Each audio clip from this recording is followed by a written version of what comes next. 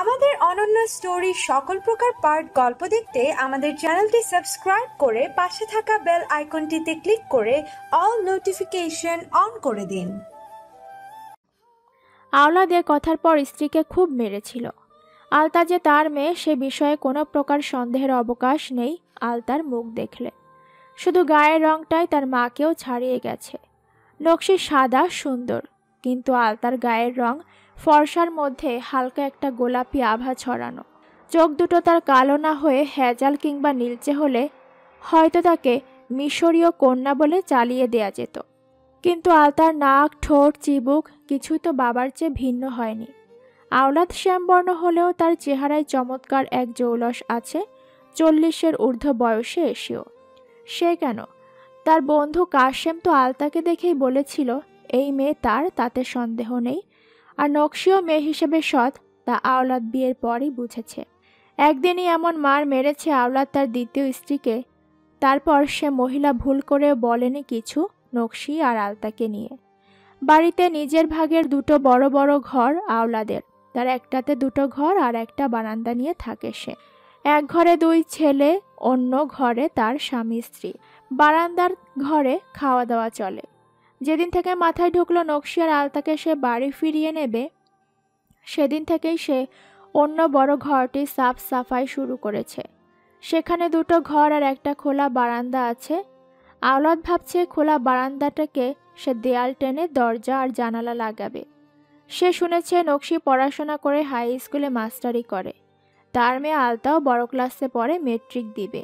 এই বারান্দাটা ঘর বানিয়ে মেয়ের পড়ার ঘর বানাবে। আওলাদ বিদেশ থেকে টাকা ভালোই আয় করেছিল, কিন্তু সে টাকার হকদার তো একমাত্র নকশি। নকশির বাবার টাকায় বিদেশ গিয়েছিল, বিনিময়ে নকশির বাবা কি পেয়েছেন, নকশি কি পেয়েছে? বছর 10 ছিল আওলাদ বিদেশে। এরই মাঝে 2বার দেশে এসেছিল। তার মধ্যে প্রথম 1 বছর থেকেই তার মায়ের জন্য আসতে হয়েছিল। নকশি ততদিনে পুরোপুরি নিখোঁজ অপবাদ নিয়ে। আওলাদ মায়ের বলা কথা শুনে কান ভারী করে বিয়ে করলো খালাতো বোনকেই। খালা আর মায়ের কুচক্রি অভিযান সম্পন্ন হলো। জন্ম হলো প্রথম ছেলের। আওলাদ তখন পুনরায় বিদেশে পাড়ি জমিয়েছিল। তারপর আবার এলো দেশে তার মায়ের মৃত্যুর আগে। মহিলা মৃত্যু শয্যায় পড়ে সব সত্য প্রকাশ করল, কিন্তু এতে লাভ কি হবে? নকশি তো আওলাদের ধরা ছোঁয়ার অনেক দূর হয়ে গিয়েছিল আগেই। আর এখন যখন সে ফিরে পেল নকশিকে, সেই সাথে পেল তাদের সন্তানকে, তখন বাড়িতে তার আরও 2টো সন্তান আছে। সেই সন্তানদের দিকে তাকিয়ে তার খারাপ লাগলেও কিছু করার নেই। আলতাকে আর দূরে রাখবে না সে, কিন্তু কাছেও রাখতে পারছে কই? এই যে মেয়েটা আবার অসুস্থ হলো, নকশি একটাবার তাকে বলল না? সে তো যেচে নিজের ফোন নাম্বারটা মেয়ের কাছে দিয়েছিল নকশিকে দেখিয়ে। আবার নকশির ফোন নম্বরটাও এনেছে। বুক ফাটা আর্তনাদ করতে গিয়েও যেন নিজেকে মিথ্যে বুঝ দিল আওলাদ। হয়তো তাড়াহুড়ায় নকশি সময় পায়নি তাকে জানানোর। বাস এসে গন্তব্যে পৌঁছতেই শরৎ জোর করলো নকশিকে কিছু খেয়ে নিতে। ভোরে বের হওয়ার সময় কেউ কিছু খায়নি। বাসে বসেই আলতাকে 1 পিস কেক আর পানি খাইয়েছিল জোর করে, সেটাও বমি করে উগরে দিয়েছে। তাই শরৎ বারণ করলো আর কিছু দিতে হবে না। সে কোনো এক স্টপেজে নেমে স্যালাইন আর ছোট 1 বোতল পানি কিনে তা খাইয়ে দিল। এতে উপকারী হলো আলতার, বাকিটা পথ কাহিল হয়নি আসতে আসতে। কিন্তু নকশিকে প্রচণ্ড দুর্বল লাগছে। শরৎ নিজেও কিছু খায়নি, কিন্তু সে নকশিকে জোর করে পাউরুটি আর পানি খাওয়ালো। হাসপাতালে পৌঁছতে পৌঁছতে দুপুর 2টো বেরিয়ে গেছে। লাঞ্চ আওয়ার হওয়ায় তাদের অপেক্ষার পালা শুরু হলো। ডাক্তার আছে আছে করেও পাওয়া গেল না কাউকে। এরই মাঝে শিশির ফোন করে জিজ্ঞেস করলো তারা পৌঁছেছে কিনা। শরৎ বলল তারা পৌঁছে গেছে। শিশির বলল, আমার ল্যাব টেস্ট আছে আজ, সেটা শেষ হলেই সোজা হাসপাতাল আসছি। তুই সেখানেই মনোযোগী হ, আমি আছি, তোকে আসতে হবে না। শরৎ বারণ করলো, কিন্তু শিশিরের মন বলল সেই তো কত ক্রোশ দূরত্ব কমিয়ে এতখানি কাছে এসেছে। চোখের দেখাটা দেখে আসবো না তাই কি হয়? ভেতরটা যেন এমনিতেই জ্বলে পুড়ে ছারখার হচ্ছে প্রতিটি ক্ষণ। পরের সময়টুকু শিশিরের ঘোরের মধ্যেই কেটেছে। হলে ঢুকে কোনো মতে গোসলটা সেরেছে, তাতেই বিকেল 3:45 বেজে গেল। এখান থেকে হাসপাতালে যেতেই 10 মিনিট লেগে যাবে। এদিকে ঠিক 4টায় থাকতে বলেছে সোহা। বন্ধুরাও সবাই পৌঁছে যাবে।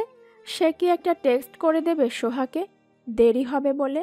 ভাবলো ঠিকই, কিন্তু টেক্সট আর করা হয়নি। ঘরেই আছে মন তার।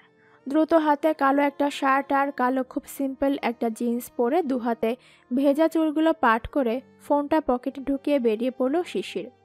ভুলে গেল সোহার জন্মদিন উপলক্ষে কেনা ঘড়িটাও সাথে নেওয়ার কথা। শিশির যখন হাসপাতালে পৌঁছলো তখন আলতা আর নকশি ডাক্তারের কেবিনে। দু ভাইয়ে দেখা হলো। শরৎ খুব স্বাভাবিকভাবেই প্রশ্ন করল, কেমন আছিস রে? শিশির কোনো জবাব না দিয়ে দুপা আরও এগিয়ে এসে ভাইকে জড়িয়ে ধরল। দৃশ্যটা খুব সাধারণ, অথচ এর অর্থ দারুণ মূল্যবান। ডাক্তারের কেবিনের সাথে তারা ছাড়াও আরও কিছু মানুষ ছিল, প্রত্যেকেই অবাক কিংবা বিস্ময় নিয়ে দেখছে দৃশ্যটা। কেউ কেউ বোধহয় কারণ ছাড়াই মুগ্ধ হলো। শরৎ অপ্রস্তুত বোধ করল। সে শিশিরের পিঠ হালকা চাপড়ে বলল, কি হয়েছে, সব ঠিক আছে? শিশিরের খেয়াল হলো সে কোনো পাবলিক প্লেসে দাঁড়িয়ে আছে। ভাইকে দেখে আবেগপ্রবণ হয়ে জড়িয়ে ধরেছে। মায়ের কাছে যেদিন শুনেছিল ঘটনাটা, সেদিন থেকেই ভেতরে ভেতরে কষ্ট পাচ্ছিল সে। ভাই কতটা চাপা স্বভাবের তা তো ভালো করেই জানে। ভাই কতটা সৎ তাও অজানা নয়। অলির ব্যাপারে কখনোই ভাই প্রেমের সিদ্ধান্ত নেয়নি। যা হয়েছে তারই করা সবটা। সে যদি অলিকে সেদিন ভাইয়ের ভালোবাসার কথাটা না বলতো, তাহলে হয়তো এই প্রেমের সম্পর্কটা কখনোই গড়ে উঠত না। ভাই সময় হলে সরাসরি বিয়ের প্রস্তাবই পাঠাতো। ভাইকে দেখতেই তার বুকটা কেঁপে উঠেছিল অজানা কষ্টে। শরৎ আবারও জিজ্ঞেস করল, কি হয়েছে শিশির? শিশির ভাইকে ছেড়ে সোজা হয়ে দাঁড়ালো। শরৎ খেয়াল করলো শিশিরের গাল, মুখ, চোখ। আজই প্রথম খেয়াল করলো তার ছোট ভাইটা আর ছোট নেই। চোখে মুখে স্পষ্ট তারুণ্যের ছাপ। খোঁচা খোঁচা দাড়ি, গোঁফ আর শক্ত চোয়ালের তীক্ষ্ণতা চোখে পড়ল। কিশোর শিশির কবেই যেন পরিপূর্ণ যুবক হয়ে উঠেছে খেয়ালই করেনি সে। শিশির ক্ষীণ স্বরে বলল, মাফ করে দাও ভাই, আমি বুঝতে পারিনি। আলি, ওরে তুই এমন বলছিস কেন? এসব বাদ দে। সে কি কেমন তা ভেবে কাজ নেই। আজ না ল্যাব টেস্ট ছিল? শরৎ আর শিশিরের কথার মাঝে নকশি আর আলতা বেরিয়ে এলো ডাক্তারের কেবিন থেকে। উদ্গ্রীব হয়ে শরৎ শিশির দুজনে জানতে চাইল কি বলল ডাক্তার। দুটো টেস্ট দিয়েছে আর তার মানসিক অবস্থার উন্নতির জন্য মানসিক ডাক্তার দেখানোর পরামর্শ দিলেন। একজন ডাক্তারের নামও আর কোন ব্লকে বসেন সব লিখে দিয়েছেন এখানেই। নকশি বলল। বলেই নকশি প্রেসক্রিপশনটা, কাগজটা এগিয়ে দিল। শিশির নিয়ে দেখলো কাগজটা। কায়সার হামিদ নামটা পড়তেই শিশিরের মনে হলো পরিচিত নাম, কিন্তু কে মনে করতে পারল না। এদিকে সময় হয়েছে ততক্ষণে 4:45। শিশিরের ফোন বেজে উঠল তাদের কথার মাঝেই। সে ফোন সাইলেন্ট করে রাখতে গেলে শরৎ বলল, তুলে কথা বলে নে। শিশিরও রিসিভ করলো। ওপাশ থেকে অনু গালি দিয়ে বলল, শালা, তুমি কোন চাঁদের দেশে থাকো? যখনই কোনো আয়োজন হয় তখনই লেট করো কোন দুঃখে? তোমার রঙ্গিলা রূপবান কি অন্য ব্যাটার লগে ভাগছে? ফোনের স্পিকার লাউড না থাকলেও ভলিউম ভালোই উঁচু ছিল। শিশিরের পাশেই শরৎ দাঁড়ানো এবং শরৎ কিছু শুনল কিনা ভেবেই খক করে শুকনো গলায় কেসে উঠল শিশির। তার এখানে আসার পর অনেকগুলোই বন্ধু জুটেছে। তার মধ্যে দুজন মেয়েও আছে, সোহা আর অনু। সোহা খুব রাগী হলেও মুখের ভাষায় যথেষ্ট শ্লীলতা আছে তার, কিন্তু অনু এ ব্যাপারে ছেলেদেরও হার মানায়। শিশির কি জবাব দেবে তা খুঁজতেই কিছু সময় পার করে দিল। এরই মাঝে অনুর ফোন হাত বদল হয়ে সোহার হাতে গেল। সোহা বলল, ইচ্ছে করেই আসনি তাই না? না সোহা, আসলে ফুপু আমার এসেছেন হাসপাতালে, তাই আমি সেখানে এসেছি। ও, তোমার সেই কাজিনকে নিয়ে? স্বাভাবিকভাবেই প্রশ্ন করল সোহা। হ্যাঁ, তোমরা সেলিব্রেট করো, আমি অন্য আরেকদিন জয়েন করব। কোন হাসপাতালে আছো? শিশির বুঝতে পারল এই মেয়ে শুনবে না কথা। সে হাসপাতালের নাম বলতেই সোহা কল কেটে দিল। শিশির খেয়াল করল না তার কথা বলার পুরোটা সময় একজোড়া চোখ তাকে কত অসহায়তার সাথে দেখছিল। সে টেরই পেল না একজনের চোখে অভিমান, আর মনের ভেতর সোহা নামটা কী পরিমাণ যে উচ্চারিত হয়েছে বজ্রঘাতের মতো। শরৎ ব্লক নাম্বার চেক করে নকশিকে বলল আলতার টেস্ট দুটো কোথায় করাতে হবে। তারা সেদিকে যাবে বলে শিশিরকে বলল, তুই চলে যা, কোনো অনুষ্ঠান বোধ হয়। পরে যাব ভাই। সোহার জন্মদিন উপলক্ষে ট্রিট দিতে চাচ্ছিল সে, পরে একসময় গিফট করে দেবো কিছু। তার কি দরকার? বন্ধুরা অপেক্ষা করছে, তুই যা। আমাদের আর তেমন কাজ নেই, তবে পরের কাজটা তোর। আজকে টেস্ট করিয়ে চলে যাচ্ছি আমরা। রিপোর্ট হয়তো 2-1 দিনে নিবে, তখনই সে কালেক্ট করিয়ে রিপোর্ট দেখিয়ে জেনে যাবে সমস্যাটা। শরৎ বোঝাতে চাইল শিশিরকে এখন সে চলে যাক। শিশির নাছোড়বান্দা, সে গেল না, বরং আর চোখে আলতাকে দেখতে থাকলো। আলতার টেস্ট করা শেষ হওয়ার আগেই সোহা আবার কল দিয়ে জিজ্ঞেস করলো, কোন দিকে আছো? শিশির বুঝল সোহা এসেছে, তাই সে বলল লোকেশন। সোহা আর অনু এসে উপস্থিত হলো শিশিরের সামনে। প্রথমে অনুই কথা বলল, কি রে শালা, পূর্ণিমার চাঁদ তোরে তো আমি ভাঙ্গা হারিকেন দিয়ে খুঁজি আজকাল। কথাটা বলতে বলতে অনু ধাক্কা খেল শিশিরের বিপরীতে দাঁড়ানো শরতের সাথে। চোখ মুখ কুঁচকে ধাক্কা খাওয়া মানুষটিকে এক পলক দেখে অনু অনুতপ্ত হয়নি, বরং বিরক্তির স্বরে বলল, ও কি মনু, চোখে দেখো না, নাকি মাইয়া দেখা চোখ চাঁদে পালাইছো? সোহা আর শিশির দুজনে হকচকিয়ে গেছে অনুর আচরণে আর শরৎকে দেখে। সোহা মুখ চেপে ধরল অনুর, সাথে সাথে ক্ষমাও চাইল। সরি, ভুল হয়েছে, ও খেয়াল করেনি, প্লিজ ঝামেলা করবেন না। শিশিরও অনুকে ধমকে উঠল, মাথা খারাপ হয়ে গেছে অনু, সব জায়গায় এমন আচরণ করা ঠিক না। ভাই মাফ করে দাও, ও একটু অন্যরকম স্বভাবের। শরতের মুখে ভাই শব্দটা শুনে সোহা অনু দুজনেরই যেন একটু লজ্জা লাগলো। আর শরৎ কঠিন চোখে তাকালো একবার অনুর দিকে। পা থেকে মাথা অবধি তার উচ্ছৃঙ্খলতার ছাপ। কালো কেটস, ফাটা জিন্স, স্লিভলেস টপ, তার ওপর স্লিভলেস শর্ট কোটি, চুলগুলো উঁচু করে খোপা, চোখে মোটা কাজল, কাজলটা বোধহয় মাত্রা অতিরিক্ত মোটা। প্রচণ্ড রকম বিরক্ত হলো তার, কিন্তু রাগ হলো না। মেয়েটার ঠোঁটে ডার্ক পার্পল লিপস্টিক দেখে তার কিছুটা হাসিও পেল। ভ্যাম্পায়ার মুভির কিছু নায়িকা এমনই লিপস্টিক লাগায়, কিন্তু তাদের ড্রেস আপ এতটাও হাস্যকর লাগেনি শরতের। সে খুব কমই দেখেছে ইংলিশ মুভি, তবুও মেয়েটাকে আজব প্রাণী বই অন্য কিছু মনে হচ্ছে না তার। শরতের মুখ দেখে কেউ কিছু ঠাউর করতে পারছে না সে রেগেছে কি বিরক্ত হয়েছে। তবুও অনু নিজের ভুল বুঝে সরি বলল শরৎকে। তারপর শিশিরই ছোট করে পরিচয় করিয়ে দিল ভাই আর দুই বান্ধবীকে। আরও অনেকটা সময় চুপচাপ দাঁড়িয়ে থেকে সোহা বলল, শিশির যাবে না? তাদের অন্য বন্ধুরাও ফোন দিচ্ছে বারংবার, তা বুঝতে পেরে শরৎ বলল, তুই চলে যা, হয়ে যাচ্ছে আর একটু পর আমরাও রওনা হব। শরতের কথার মিনিটখানেক পরই আলতাকে নিয়ে নকশি এলো। টেস্ট করা হয়ে গেছে। ছোট দুটো কাগজ নকশি শিশিরকে এগিয়ে দিল। রিপোর্ট কাল দুপুরে দিবে, তুমি সময় করে এসে নিয়ে যেও। আচ্ছা ফুপু আম্মা। শিশির এইটুকু বলে আবার সোহা আর অনুকে পরিচয় করিয়ে দিল ফুপু আর ফুপুর মেয়ের সাথে। আলতা শুধু চুপচাপ চেয়ে রইল সোহার দিকে। এই সেই মেয়েটা, সেদিন দূর থেকে যতটা চমৎকার লেগেছিল, আজ সামনে থেকে তার চেয়ে দ্বিগুণ সুন্দর লাগছে মেয়েটাকে। মনে মনে আবার হিংসা করল, আলতা মেয়েটা এত সুন্দর কেন। দুপুরে খাওয়া কারোরই হয়নি।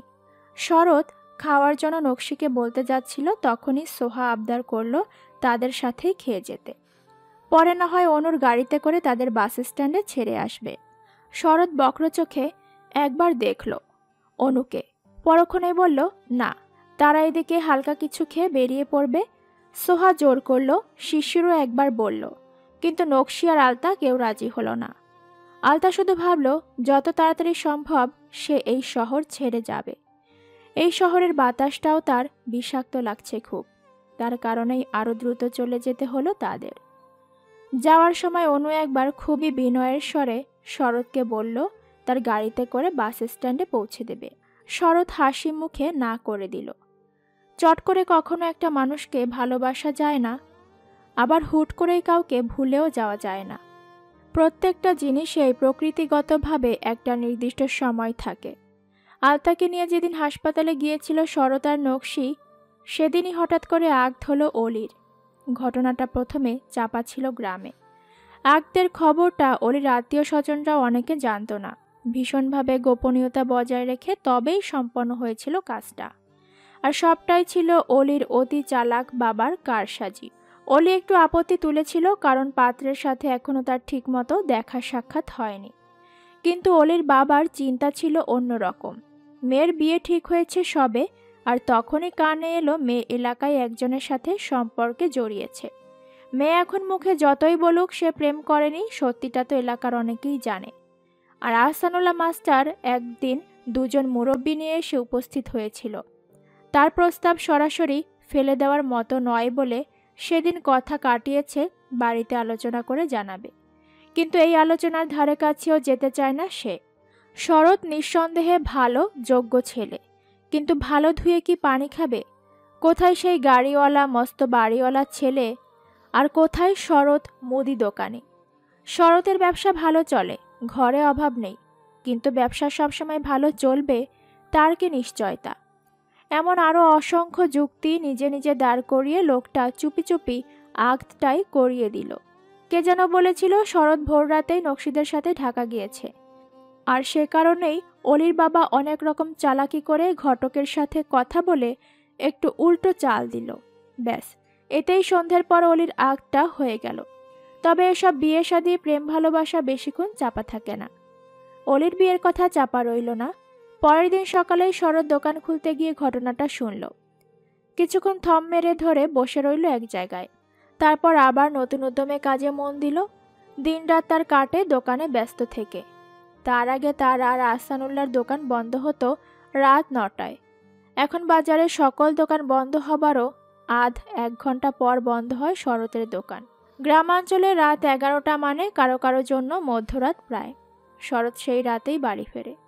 বাজার ছেড়ে কাঁচা মাটির পথ, দুপাশে কিছু অংশে বাঁশের ঝাড়, তো কিছু অংশ জুড়ে ক্ষেত, খোলা মাঠ, তারপর কয়েকটা বাড়ি, আবার ক্ষেত, ঝোপ, বিভিন্ন গাছগাছালি।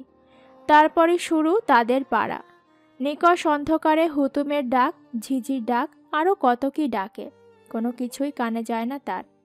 চোখের সামনে হঠাৎ হঠাৎ শেয়ালও এসে পড়ে, পাত্তা দেয় না সে। কাজ আর নিজের ভেতর গুমড়ে থাকে সারাক্ষণ। বাড়ির প্রতিটা সদস্য তার জন্য কষ্ট পায়, কিন্তু সে তাদের সামনে খুব স্বাভাবিক আচরণ করে। প্রথম প্রথম জয়তুন উঠে পড়ে লেগেছিল অলির ক্ষতি করতে আর শরতের বিয়ে দিতে, কিন্তু কিছুতেই কিছু করতে না পেরে এখন সেও চুপচাপ থাকে খুব। শিউলি ইদানিং খুব একটা আসতে পারে না বাপের বাড়ি। নতুন অবস্থায় ঘন ঘনই আসার সুযোগ পেয়েছে, এখন আর শাশুড়ি মা অনুমতি দেয় না। আলতার জন্য মাস্টার বাড়িতে আওলাদের ঘন ঘন আসা যাওয়া শুরু হয়েছিল। যত যাই হোক, নিজের ঔরসজাত সন্তানের মায়া তাকে খুব করে জেঁকে ধরেছে, আর এই মায়ার জের ধরে তার সংসারে অশান্তির গুরুতর হচ্ছিল। কিন্তু সেই খবর আলতা কিংবা নকশির জানা নেই। বাবা মেয়ের পরিচয়ের অনেকটা সময় পেরিয়ে গেছে। আলতারও যেন আপনা আপনি পিতার প্রতি একরকম মায়া জন্মে গেল। নকশি টের পেয়ে আলতাকে সাবধান করতে চাইল, এই মায়া গাঢ় হলে বাবা মেয়ে দুজনেরই কষ্ট হবে। আওলাদের বাড়িতে একটা সংসার আছে, স্ত্রী সন্তান আছে। আলতা তো এত বছর বাবাকে ছাড়াই কাটালো, এখন কাছে পেয়ে কোনো বাড়াবাড়ি যেন না হয়। এতে সেই পরিবারের মানুষগুলো ব্যথিত হবে, কষ্ট পাবে। আলতা অবাক হয়ে শোনে মায়ের কথা। নিজেদের কষ্ট না ভেবে নিজের ভাগে যারা দখল বসালো তাদের কথা ভাবছে। এ ব্যাপারেও নকশির যুক্তি, তারা দখল করেনি, এটা তাদের দেওয়া হয়েছে। কিন্তু তাদের অগোচরে ঘটে যাওয়া ঘটনার কিছু অংশ পৌঁছে গেছে আহসানুল্লাহর কানে। আর ঘটনাটা পৌঁছে দিয়েছে আওলাদের দ্বিতীয় স্ত্রী নিজেই। প্রতিদিনকার মতো আহসানুল্লাহ দোকানে বসেছিলেন। তখন সময়টা দুপুরের আগ মুহূর্ত। একজন বোরকা পরা মহিলা এসে দাঁড়ালো তার দোকানে, সাথে একটা 7 কি 8 বছর বয়সী ছেলে। মহিলাটা এসে একবার চোরা চোখে চারপাশ দেখে জিজ্ঞেস করল, আপনি আহসানুল্লাহ মাস্টার? মহিলার প্রশ্নটিতে মোটেও বিভ্রান্ত হয়নি আহসানুল্লাহ। সে স্কুলের সব রকম দায়িত্ব ছেড়েছে প্রায় 6 মাস হয়েছে। তবু অনেক অভিভাবক বিভিন্ন প্রয়োজনে তার কাছেই চলে আসে। আশপাশের 2-3 গ্রামেও তার নাম ডাক খুব। সে মহিলাটির প্রশ্নের জবাব দিতেই মহিলাটি আরেকটু সামনে এসে ফিসফিসিয়ে বলল, আলতা আপনার বইন? না না, আলতা আমার ভাগ্নি। আপনি কে? ও, তাইলে আলতা তেনার মাইয়া? আমি আলতার বাপের বউ। আপনার বইনের নাম কি তাইলে? প্রথমে কথাটা ধরতে পারল না আহসানুল্লাহ। একটু সময় নিতে বুঝতে পারল এই মহিলা আওলাদের দ্বিতীয় স্ত্রী। তার মুখ চোখ কিছুটা গম্ভীর হলো। সে কিছু বলবে তার আগেই মহিলাটি আবার বলল, আলতার মায় আপনার আপন বোন না, আমি জানি, কিন্তু ওর বাপের মুখে যতখানি শুনছি ওগো গার্জিয়ান নাকি আপনারই মানে সবাই। মহিলা এ পর্যায়ে দম নিলেন। পাশেই তার ছেলেটা দোকানের সামনে পাতা বেঞ্চিতে বসে আছে। আহসানুল্লাহর মনোযোগ মহিলার কথাতেই। মহিলাই পুনরায় বলতে শুরু করলেন, ভাইজান গো, আমার সংসারটা নষ্ট করতে দিয়েন না। আমার 2টা ফোলা আছে, এতগুলা বছর আমি সংসারটা আগলায় রাখছি, নিজের হাতে সাজাইছি, আমি সইতে পারুম না। এই বলে মহিলা হাউমাউ করে কেঁদে উঠল। পিচ্চি ছেলেটাও মায়ের কান্না দেখে এগিয়ে এসে মায়ের হাত জড়িয়ে ধরল। আকস্মিক কান্নাকাটিতে হকচকিয়ে গিয়েছিল আহসান। পাশেই শরতের দোকান। সে প্রথমে মহিলাকে কাস্টমার ভেবেছিল। মহিলার অনেকটা সময় কথা বলা দেখে ধারণা করল স্কুল বিষয়ে কোনো কাজে এসেছে হয়তো, এ আর নতুন কিছু না। কিন্তু মহিলার কান্নাকাটিতে ভরকে গেল সেও। দ্রুত দোকান থেকে বেরিয়ে এসে কাকার দোকানের সামনে দাঁড়াতে দেখল আশেপাশেরও কয়েকজন এগিয়ে আসছে। এ অবস্থায় সবচেয়ে বেশি বাজে অবস্থা হলো আহসানুল্লাহর। সে বিচক্ষণ হলেও আকস্মিক ঝামেলা সামলে ওঠা তারও মুশকিল মনে হলো। শরৎ জিজ্ঞেস করতে মহিলা আবার সবিস্তারে শুরু করলো পুরো ঘটনা। এতে করে এলাকার অনেক পুরুষই ঘটনা শুনে গেল। প্রথম কয়েকদিন পর্যন্ত নকশির কানে না গেলেও তারপর আবার আওলাদের আগমনে আহসানুল্লাহ নিজেই সব বলে দিল। নকশি আলতা দুজনেই হতবম্ব, কি বলবে তা বুঝে পেল না। নকশি হঠাৎ করে সিদ্ধান্ত নিল আওলাদকে আসতে বারণ করবে। করলও তাই, তবে সেই বারণ বেশি দিন টিকল না। আলতা সুস্থ হওয়ার পর থেকেই আর কখনো একা স্কুলে যায়নি।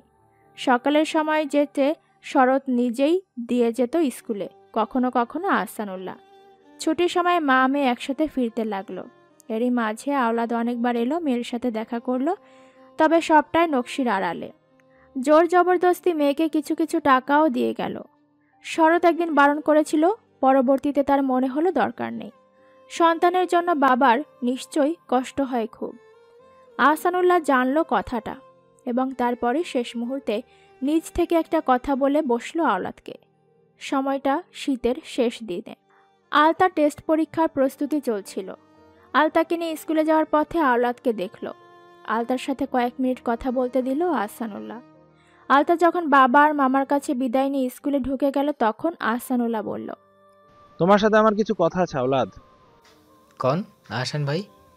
তোমার আর নকশি সম্পর্কটা সম্পর্কের মতো নয়, নামমাত্র একটা কাগজ ছাড়া কিছুই নেই তোমাদের মাঝে, তা সবাই জানে। আমি ঠিক করেছি নকশির বিয়ে দেবো। বাজারের দিকে চলতে চলতে কথা বলছিল আহসানুল্লাহ, তার পাশে পাশে চলছিল আওলাদ। নকশির বিয়ে দেব, কথাটা কানে ঢুকতেই পা থেমে গেল আওলাদের। সে করুণ চোখে তাকালো আহসানুল্লাহর দিকে, তারপরে অসহায়ের মতো গলার স্বর নরম করে বলল, আহসান ভাই, আমি যদি তাগরে আমার লগে নিতে চাই, কোনো রকমের কষ্ট দিব না ভাই। আহসানুল্লাহ বিচক্ষণ এবং বুদ্ধিমান লোক।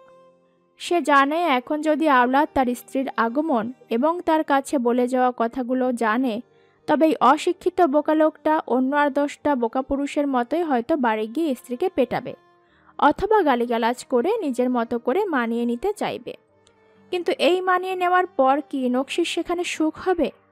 আর সবচেয়ে বড় কথা হলো নকশি কি চায়। এত বছরের না থাকা সম্পর্কটাতে সে আদৌ ফিরতে চাইবে কি না কে জানে।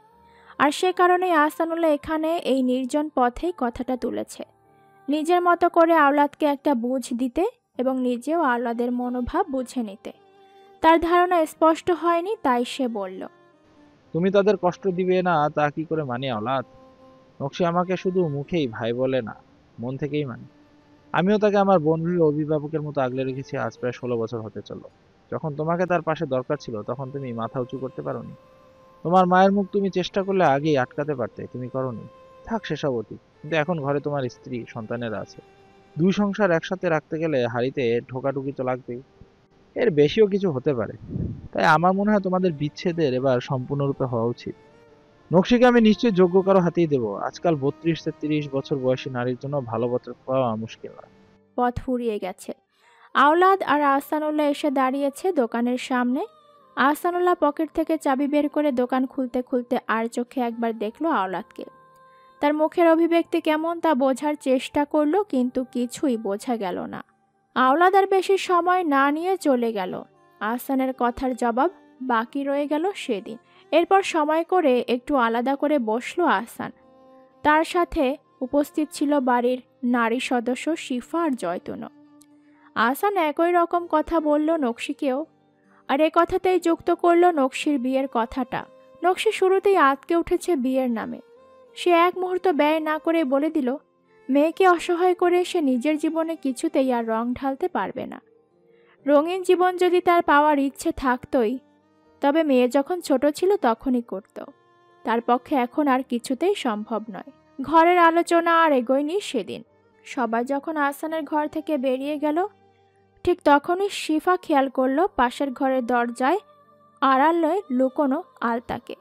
নিঃশব্দে পাশে গিয়ে দাঁড়াতেই চমকে উঠে ছলছল চোখে তাকালো আলতা মামির দিকে। তুই সব শুনেছিস? ভয়ে প্রশ্নটা করল শিফা। আলতা কয়েক সেকেন্ড মামির দিকে তাকিয়ে থেকে এক দৌড়ে বেরিয়ে গেল ঘর থেকে। শিফা স্পষ্ট দেখেছে আলতার চোখের জল গড়িয়ে পড়েছিল তার চিবুকে। আলতাকে ডাক্তার দেখিয়ে ফিরে আসার পরও অনেকগুলো দিন শিশির আলতার সাথে কথা বলার সুযোগ পায়নি। রোজ সে নকশির ফোনে কল দিত এই আশায় হয়তো আলতা তুলবে কলটা, কিন্তু তার নসিবে সে সময়টা খুব দূরেই ছিল।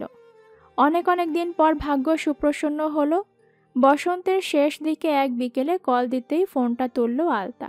সে নাম দেখেছে, তবুও সেদিন আর শিশিরকে অগ্রাহ্য করেনি। কল তুলতে তুলতে ভেবেছিল প্রশ্ন করবে কিছু, কিন্তু তার দুর্ভাগ্য সে হ্যালো বলার সাথে সাথে শিশিরই প্রশ্ন করলো অনেকগুলো, যার কিছু উত্তর দিল আলতা আর কিছু উত্তর বুকের ভেতর জমাট করে বরফ করে রাখলো। কোনো এক খাখা রোদ্দুরে তপ্ত দুপুরে বের করে তা গলিয়ে নেবে আত্মপ্রশান্তির প্রয়োজন পড়লে। শিশিরের সেদিন প্রথম প্রশ্নই ছিল, আমাকে কেন অবহেলা করছিস বলতো? ঘুম ভাঙলেই চোখে ভাসে পদ্মরঙা মুখটা। পদ্মা দেখিতে থাকে সেই পদ্মকন্যা, যার পা দুটো আলতায় রঙিন, হাতের কড়াই ছুটির দিনে রিনিঝিনি করে কাচের গাছি গাছি চুড়ি, সুযোগ পেলেই যার অঙ্গে ফুলের মালা জড়ায়, সে কন্যা আজকাল শিশিরের জাগ্রত চোখে পদ্ম ফুলের মতো ভাসে সারাক্ষণ। সেদিন যখন শিশির ফোন করে জানতে চাইল তাকে অবহেলা কেন করে, আলতা তখন নিশ্চুপ হয়েছিল অনেকটা সময়। শিশির আবারও জানতে চাইল আলতা সেই হলুদের রাতে তার অসংযত আচরণ, জোর করে তাকে স্পর্শ করার অভিযোগ কেন করেনি বড়দের কাছে। তখনও আলতা চুপচাপ ছিল। শিশিরের মনে হয়েছে এখনো সময় হয়নি আলতাকে নিজের অনুভূতিটুকুর খোলাসা করার, তবুও সেদিন প্রশ্ন করেছিল, তুই কি আমায় ভুলে যাবি আলতা? তুই কি আমায় ভুলে অন্য কারো হবি কখনো? আমি তবে মরেই যাব, মনে রাখিস। তুই কি আমায় একটু ভালোবাসবি আলতা? কিশোরী মেয়ে ভালোবাসার মানে কতটুকু বোঝে। আলতা কি বুঝেছিল সেদিন শিশির তা জানে না। শুধু মনে পড়ে আলতা সেদিন মুখের ওপর একটা জবাব দিয়েছিল, না। একটুও ব্যথিত হয়নি শিশির এই উত্তরে। তার মনে হয়েছিল এই উত্তর অভিমানী। এই একটা শব্দের পেছনে লুকিয়ে আছে অসংখ্য শব্দ, বাক্য আর অগণিত অনুভূতি। আলতা কল কেটে দিয়েছিল ঠিকই, কিন্তু তার কানে বেজেছিল আলতার ঝংকার তোলা চঞ্চলতা। আজ সকালে ঘুম থেকে উঠে অনেকটা সময় বিছানায় গড়াগড়ি করতে করতে শিশির কল্পনা করছিল আলতাকে নিয়ে। এই তো একটুখানি ছিল আলতা আর শিশির তাকে কোলে নিয়ে কানের কাছে মুখ নিয়ে বলতো, তোর কারণে আমার আদর কমে গেছে। তোর আমি গাংপার ফেলে আসবো। তুই অনেক ফর্সা না? গাংপারের রোদে পড়ে কালো কুচকুচে হয়ে গেল বাড়ি আনবো, আর তোকে কেউ আদর করবে না। কখনো কখনো বলতো, তোকে আমি বেচে দিব পদ্মা দিঘির মেলায়, তারপর সেই টাকায় কটকরি কিনে খাবো। সকালটা কেটে গেছে মিটিমিটি হাসিতে। রুমমেট ছেলেটা একবার বিছানা থেকে শিশিরকে দেখে জিজ্ঞেস করলো, প্রেম টেম করছো নাকি সোহার সাথে? এই প্রশ্নটা নতুন নয়, আরও অনেকেই শিশিরকে একই প্রশ্ন করেছে বহুবার। তার হাসিটা আরও বিস্তৃত করে সে জানতে চাইল, ভাইয়া, আপনারা সবাই সোহাকে নিয়ে এমনটা কেন ভাবেন? ছেলেটিও বেশ হাসি হাসি মুখেই বলল, সোহা মেয়েটা খুবই শান্ত স্বভাবের। তাকে যারা চেনে সবাই জানে এই মেয়েটা ভার্সিটির কোন ছেলের সাথে খুব একটা মেশে না, অথচ তোমার সাথে সময় পেলেই গল্প আড্ডা, এমনকি কোথাও ঘুরতে যাওয়ার প্ল্যান করলেই তোমাকে থাকতে হয় তার সাথে। এতে করে বুঝতে পারছো নিশ্চয়ই সবার ধারণা যৌক্তিকতা এক তোমাদের নিয়ে। বুঝলাম ভাইয়া, সবারই ধারণাটা ভুল। আমার জীবনে সোহা নয়, অন্য কেউ। শিশির কথাটা বলতেই ছেলেটি বলে উঠল। আর সোহাগের জীবনে? চমকে গেল শিশির। তবে কি সোহা তাকে নিয়ে অন্য কিছু ভাবে? টেস্ট পরীক্ষার পর আবারও একটা পরীক্ষা নিচ্ছেন শিক্ষকরা, বলা যায় প্রস্তুতিমূলক পরীক্ষা। বোর্ড পরীক্ষার আর মাত্র কিছুদিন বাকি, সেই সাথে বিদায় অনুষ্ঠান। আলতা এই বছরে প্রায় অর্ধেকটা সময় স্কুলে যেতেই পারেনি অসুস্থতার জন্য। শেষ দিকে এসে শরতের কড়া কথা, ধমক এসবের পর বাধ্য হয়েই তাকে স্কুলে যেতে হয়েছিল।